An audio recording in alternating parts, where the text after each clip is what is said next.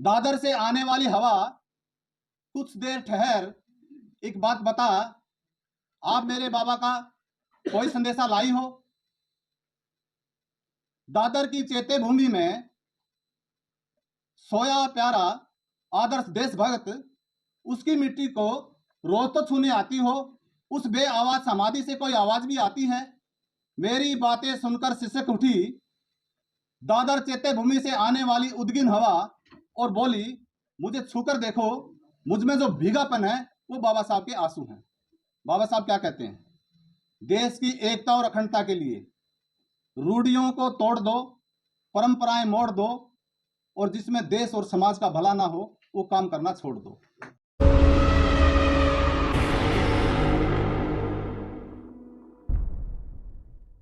साथियों, सबसे पहले तो मैं आपको बधाई देना चाहूँगा और आपका स्वागत करता हूँ कि आपने अपना कीमती समय देने का कष्ट किया। इसके लिए मैं आपका आभार प्रकट करता हूँ। मेरा जो सब्जेक्ट है, उससे पहले जैसे भाई ने मेरा परिचय दिया, मेरा रियल नेम फौजी है। मैं एक सर्विसमैन का बेटा हूँ और मेरा बिजनेस है रियल एस्टेट सेक्टर का, एनसीआर में, और इससे बाहर भी मेरा बिजनेस है। तो आज का जो सब्जेक्ट है, रिजर्वेशन इन मीडिया, इस टॉपिक पे मैं बोलना चाहूँगा। इस टॉपिक पे बोलने से पहले मैं सबसे पहले सभी मीडिया साथियों का अच्छे स्वास्थ्य की कामना करता हूँ। आप सब स्वस्थ रहें और हमारा साथ देते रहें। ये जो विषय है, आप जानते हैं, भारत का जो संविधान है उसके मुख्य रूप से 4 स्तंभ हैं। नंबर 1 न्यायपालिका, दूसरा स्तंभ है कार्यपालिका, तीसरा जो स्तंभ है संवैधानिक एवं लोकतंत्र, और फोर्थ जो है वो है मीडिया। मीडिया जो है उसमें जो संचार प्रसार विभाग है वो इस देश की एकता और अखंडता के लिए विशेष भूमिका निभाता है, और आप भी उसी मीडिया के साथी हैं जो इस स्तंभ को मजबूत करने की कोशिश कर रहे हैं। लेकिन दुर्भाग्य की बात यह है कि हमारे जो मीडिया साथी हैं, इसके बारे में मुख्य रूप से जो बहुजन समाज की जो ड्यूटी बनती है, या जो मेरी ड्यूटी बनती है, सरकार की जो ड्यूटी बनती है, वो मेरे को कहीं से भी ऐसा नहीं लग रहा अगर उसकी कोई नीति हो। अगर नीति है भी तो उसमें नीयत में खोट है। नीति और नियत दोनों ही मीडिया के प्रति, जैसे आप भी सुनते हैं और मैं भी सुनता हूं गोदी मीडिया के बारे में। गोदी मीडिया जो है वो सरकार के साथ बहुत सारे ऐसे लाभ लेता है और आप देखते रहते हैं। मीडिया का जो मुख्य उद्देश्य है वो है कि आप न्याय संगत इस देश में न्याय के खिलाफ दिखाने का और आवाज उठाने का काम करें। लेकिन सही मायने में जो सोशल मीडिया है, आप जैसे जो साथी कुछ यहाँ हैं कुछ नहीं है, सही मायने में ये काम कर रहे हैं, इसलिए मैं आप सबको बधाई देता हूं। लेकिन अगर टोटल मीडिया की हम बात करें तो हम कुछ साथियों को ये महसूस हुआ रिजर्वेशन इन मीडिया क्यों जरूरी है। इसलिए जरूरी है कि आपके ऊपर जो पॉलिसी बननी चाहिए थी, जो सरकार की एक विशेष ड्यूटी है, वो ठीक तरीके से नहीं निभा रही। तो मैं आपसे भी निवेदन करना चाहूंगा कि आप अपनी मांग को स्वयं भी उठाएं, और मैं इसमें अग्रणी रोल अदा करना चाहता हूं। आप सब साथी एक कॉमन मिनिमम प्रोग्राम बनाएं और साथ चलने की कोशिश करें। तो कुछ ऐसे ज्वलंत मुद्दे हैं जो आप सब साथियों के लिए होने बहुत जरूरी हैं, जैसे स्वास्थ्य की मैंने बात कही, तो आपको सरकार कौन सी ऐसी सुविधा देती है अगर कोई मिस हैपनिंग या घटना होती है जिसका लाभ सरकार आपको दे। अगर सुरक्षा की दृष्टि से मैं कहूं तो ये जो विषय है ये बहुत ही महत्वपूर्ण है। इसके बाद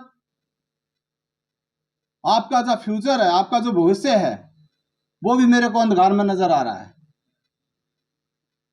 आप कब तक इस आवाज को उठाते रहेंगे, काम करते रहेंगे? आपका भी परिवार है, बच्चे हैं, उस पर भी कोई पॉलिसी नहीं है।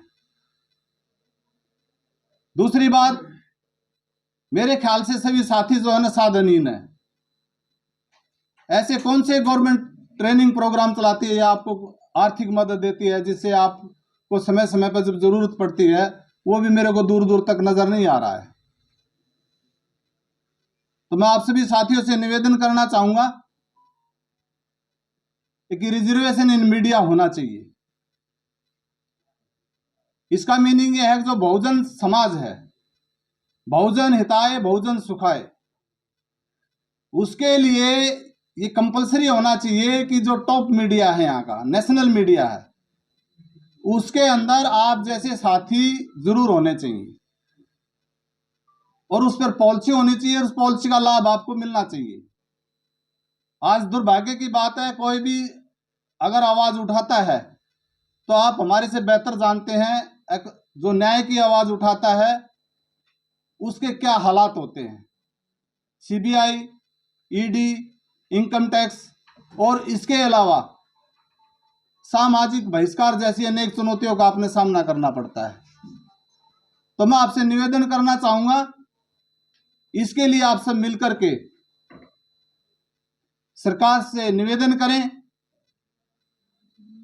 और उसको अवगत कराएं कि हमें भी रिजर्वेशन मिलना चाहिए। इस प्रोग्राम में अगर आपको किसी भी तरह की जरूरत पड़ेगी, तन मन धन से तो मैं आपके साथ खड़ा हूं, लेकिन आप प्रोग्राम बनाएं सभी मिलकर के, आप एकता का परिचय दें। अगर सही मायने में देखा जाए तो आप जानते हैं 26 जनवरी 1950 को संविधान लागू होने के बाद 5 दिसंबर 1956 में रात के समय एक बहुत बड़ी दुर्घटना हुई, और वो दुर्घटना आपके दिल्ली में हुई। कहां हुई? 26 अलीपुर रोड पर। घटना क्या हुई? बाबा साहब हमारे बीच में नहीं रहे। इस घटना का अगर मैं जिक्र करूं, और मैं महसूस भी करता हूं जब मेरे को मौका मिलता है, जब मीडिया खासकर मेरे साथ होता है, बाबा साहब की जो अस्थियां थी, बाबा साहब का जो अंतिम संस्कार करना था, वो दिल्ली में ना होकर यहां से बॉम्बे शिफ्ट कर दिया गया। बॉम्बे जहां शिफ्ट किया गया उस जगह का नाम है दादर, और दादर में एक चैत्य भूमि है जहां बाबा साहब की अस्थियां आज भी रखी हुई हैं। मैं ये महसूस करता हूं जिस दिन ये घटना हुई थी, उस दिन जो आपका मुख्य मीडिया का जो पिलर है, इस संविधान का जो मुख्य पिलर है, उस पर बहुत भारी चोट लगी थी। और वो चोट जो है आज हम सब महसूस कर रहे हैं कि गोदी मीडिया हमारी किसी भी मोड़ पर, किसी भी एंगल से हमारी मदद नहीं कर रहा है। इसलिए हमने ये आपका विषय चुना और आपको यहाँ आज निमंत्रण भेजा, आपको बुलाया। मैं आपका बहुत दिल की गहराई से स्वागत करता हूं। दोस्तों, आपका ये भारत है, बाबा साहब के संविधान से चलता है। आप संविधान में जो अनुच्छेद हैं, क्योंकि आप बुद्धिजीवी वर्ग से आते हैं, तो आप अपनी मांग को, अपने अधिकारों के बारे में बहुत अच्छे से जानते हो। कहने का मीनिंग मेरा यह है कि हम कई बार हवा में बात करते हैं, हवा से बात नहीं करते हैं। जो आदत है, और विशेषकर सरकार इसी चीज का फायदा उठाती है, हमारी आदत का। हम हवा में बात करते रहे, हवा से बात नहीं करते। आज बाबा साहब के विचार हैं तो हवा के अंदर हैं, बाबा साहब हमारे बीच में नहीं है। वो कैसे? 2-3 पंक्तियां मैंने लिखने की कोशिश की, अगर आपकी इजाजत है तो मैं सुना देता हूं, क्योंकि बाबा साहब की अस्थि आज दादर चैत्य भूमि में रखी है। दादर से आने वाली हवा, कुछ देर ठहर, एक बात बता, आप मेरे बाबा का कोई संदेशा लाई हो? दादर की चैत्य भूमि में सोया प्यारा आदर्श देशभक्त, उसकी मिट्टी को रोज तो छूने आती हो, उस बे आवाज समाधि से कोई आवाज भी आती है। मेरी बातें सुनकर सिसक उठी दादर चैत्य भूमि से आने वाली उद्गिन हवा, और बोली, मुझे छूकर देखो, मुझ में जो भीगापन है वो बाबा साहब के आंसू हैं। मेरा कहने का भावार्थ ये है, ये सब सुन करके बाबा साहब क्या कहते हैं? देश की एकता और अखंडता के लिए रूढ़ियों को तोड़ दो, परंपराएं मोड़ दो, और जिसमें देश और समाज का भला ना हो वो काम करना छोड़ दो। इन्हीं शब्दों के साथ मैं आपसे निवेदन करना चाहूंगा, जो विषय आपको दिया गया है उसको आप निभाएं। हम भी आपके साथ हैं। आपका बहुत बहुत धन्यवाद।